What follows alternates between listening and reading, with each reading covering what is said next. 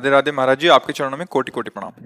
महाराज जी, मैं आपको जुलाई 2022 से लगातार 3 घंटे सुनता हूँ। आपके द्वारा गीता जी, रामायण जी, महाभारत पर दिया गया सत्संग बेजोड़ विलक्षण है एवं रस से ओतप्रोत है। आपसे अपनापन एवं बेहद लगाव हो गया है। ये दास प्रणिपातेन होकर एवं एक संशय के निवारण के लिए विनती करता है।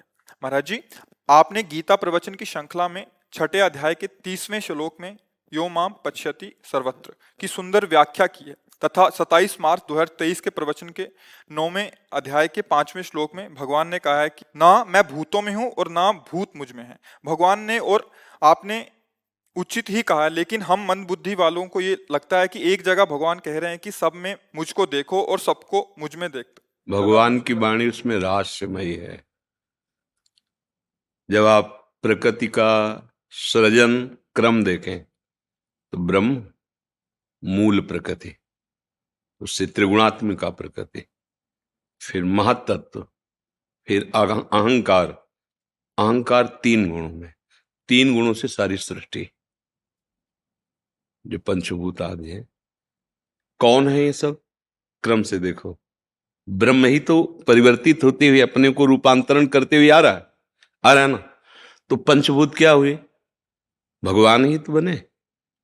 सृष्टि को बनाने वाले भगवान और सृष्टि रूप में बनने वाले भगवान। वो मुझ में नहीं, मैं उनमें नहीं का भाव कि मैं ही हूं। अगर पंचभूत हों तो वो प्रभु में नहीं है, प्रभु उनमें नहीं, पर पंचभूत प्रभु ही बने हुए हैं। जैसे कह दिया जाए ऐसा कि पानी में बर्फ नहीं है, बर्फ में पानी नहीं है। अब बर्फ आप लीजिए, पानी डालिए तो उसमें जगह दिखाई देगा क्या? वो एक अलग रूप दिखाई, पर है क्या उसमें? पानी ही तो है ना। पहले से विद्यमान है भगवान पंचभूतों के रूप में, इसलिए उनमें प्रवेश नहीं और वो भगवान में प्रवेश नहीं। समझ में आ गया ना इस पर? क्योंकि पहले से विद्यमान है, वही रूप लिए हुए हैं। कोई दूसरा हो तो उसमें प्रवेश करे, कोई दूसरा हो तो वो भगवान में प्रवेश करे। वो वही विद्यमान है, उसी रूप में विद्यमान है। सर्वम खलमिदम ब्रह्म। गीता में जैसे कहा मत्ता परतरम नान्यत् किंचिदस्ति धनंजय। बात उसमें यही कह रहे हैं। अब इसको दूसरे सरल भाव में लेते हैं, व्यवहारिक भाव में, कि जो देहाभिमान से युक्त है वो मेरे में युक्त नहीं है। मैं उसमें नहीं हूं, वो मेरे में नहीं। जैसे भगवान ने सिद्धांत में प्रथम में कहा कि वैसे सत्य बात तो है कि कभी कोई मरता नहीं है, पर यदि तुम शरीर को लेकर जन्मना और मरना मानते हो तो जो जन्मना है वो निश्चित मरना है, जो जन्मता है और निश्चित मरता है। समझ रहे हो ना? पहले क्या कहा कि वास्तविक न मृते न जायते कदाचित, ना किसी का जन्म होता है ना कोई मरता है, पक्के सिद्धांत। पर यदि तुम मानते हो कि जन्म होता है शरीर भाव को लेकर, तो फिर मरना भी निश्चित ही होता है। समझ में आ गया ना? अगर आप मानते हो कि ये पंचभूत विकार है तो ये विकार मेरे में नहीं है और मैं उन विकारों में नहीं हूं। अगर मानते हो तो, नहीं तो मैं ही पंचभूत हूं।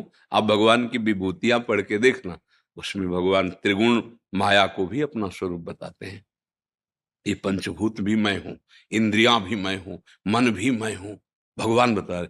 और जब भगवान ब्रह्मा जी को उपदेश कर रहे हैं ना नारायण जी, तो यही बता रहे कि मैं ही था, मैं ही हूं, मैं ही रहूंगा, मेरे सिवा कोई नहीं। अब उनका प्रवेश किस समय करना जब पहले से विद्यमान है? पर वो अपने लोग ना समझने के कारण ऐसा भाव नहीं समझ पाते हैं। और ये चिंतन से आता है, भगवान ही ऐसा अनुभव कराते हैं, तब ये बात समझ में आती है। जब भगवान कहे मैं उनमें नहीं हूं, वो मेरे में नहीं है। किन के लिए कहा? जैसे वो मानते हैं कि मैं जन्मा हूं, तो फिर तुम्हें मरना भी मानना पड़ेगा कि मरते हो। वैसे ना जन्मना है ना मरना है स्वरूप का, पर तुम देह भाव से आ गए ना। अब तुम विकार भाव से आ गए ना, तो ना भगवान में विकार है ना विकारों में भगवान है। और जब ब्रह्म भाव से आ जाओगे तो न विकार है न द्वैत है, एक ही सर्वम खलमिदम ब्रह्म नेहा नास्ति किंचन वासुदेवा सर्वम। सर्वम का मतलब होता है सर्वम। उसमें कोई किंचन बात, कोई संशय है इससे? जी।